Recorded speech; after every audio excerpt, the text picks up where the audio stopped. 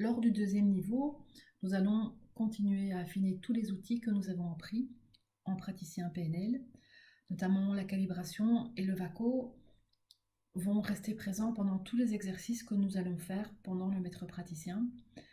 Nous allons les affiner, nous allons les utiliser encore et encore jusqu'à ce qu'ils soient vraiment intégrés.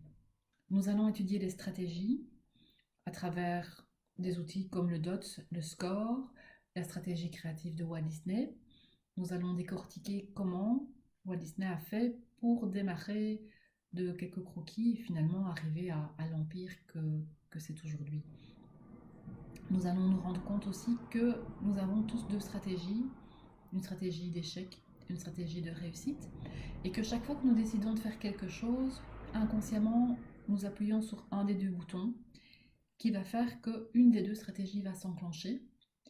Et quoi que vous fassiez, ça n'y changera rien. Si vous avez appuyé sur le bouton vert de la stratégie de réussite, les choses vont bien se dérouler, et quoi qu'il arrive, vous allez réussir.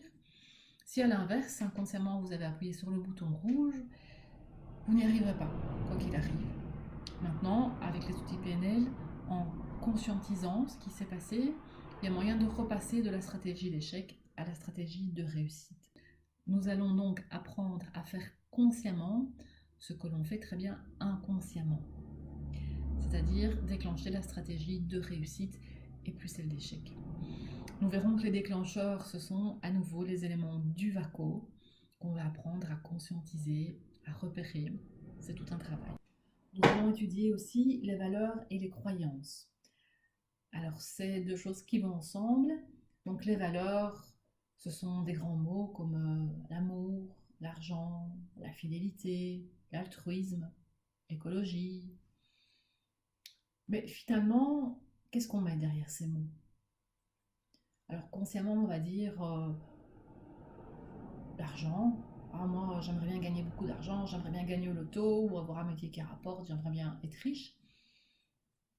Mais inconsciemment, il y a une partie de nous qui dit ah mais non, non, être riche c'est pas bien du tout. Vaut mieux rester pauvre parce que riche c'est pas bien du tout.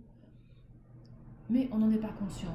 Et donc on a là une croyance qui vient nous limiter, qui vient nous bloquer derrière cette valeur argent.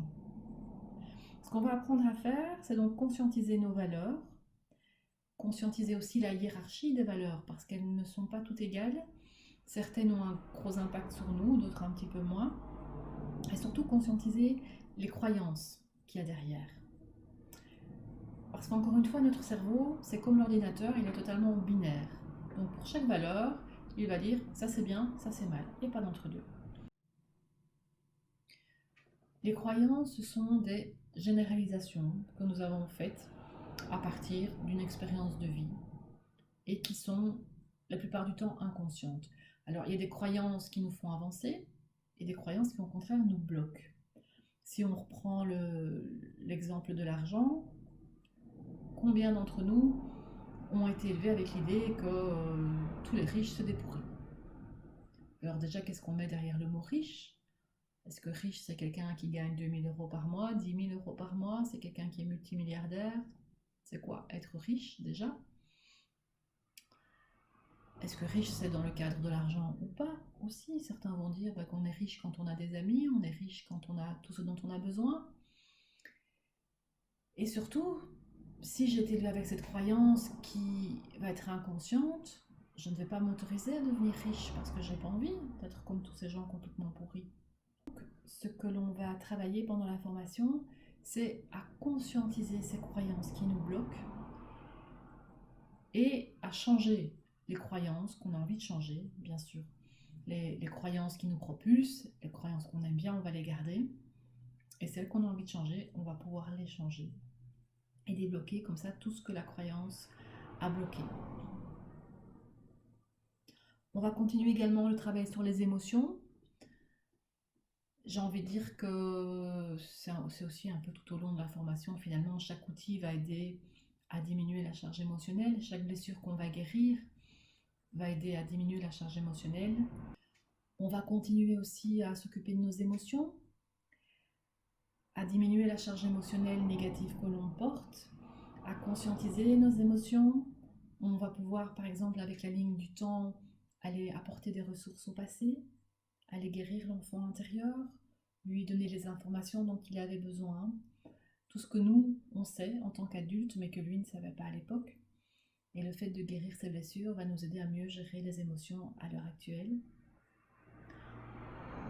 On va aussi conscientiser tous ces programmes automatisés. J'ai parlé du VACO tout à l'heure. Le VACO fait partie des métaprogrammes.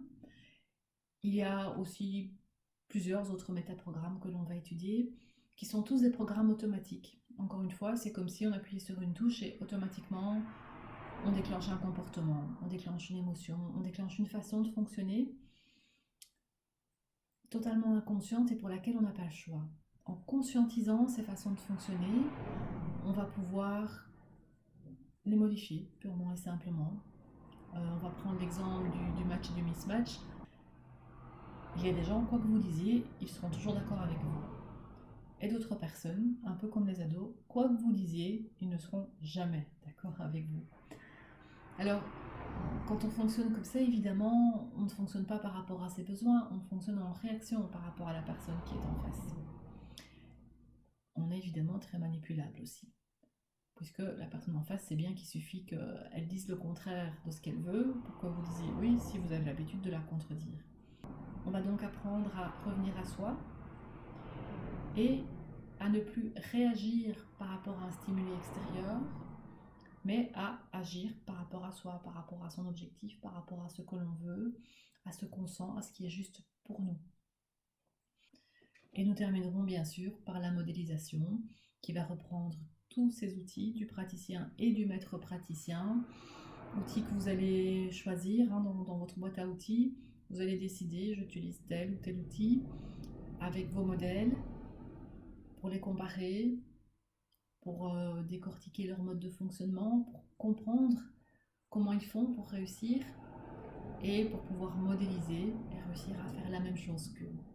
Une fois que vous aurez appris à faire ça avec vos modèles, vous pourrez le faire par rapport à vous-même. Vous pourrez transférer vos compétences d'un domaine à l'autre. Et cette modélisation que vous aurez expérimentée ici, vous pourrez la refaire autant de fois que vous voulez, par vous-même et de façon parfois simplifiée. Voilà pour le programme de la formation dans les grandes lignes. Si vous avez des questions, n'hésitez pas à les poser. Il y a encore vraiment beaucoup de choses à dire, mais voilà, je ne voulais pas faire trop long non plus. Donc vous pouvez toujours me contacter par téléphone ou prendre rendez-vous pour un entretien, pour plus de renseignements, pour simplement me rencontrer, voir un peu quelles sont vos attentes. C'est entièrement gratuit. Voilà, j'espère que ça vous a plu et à bientôt.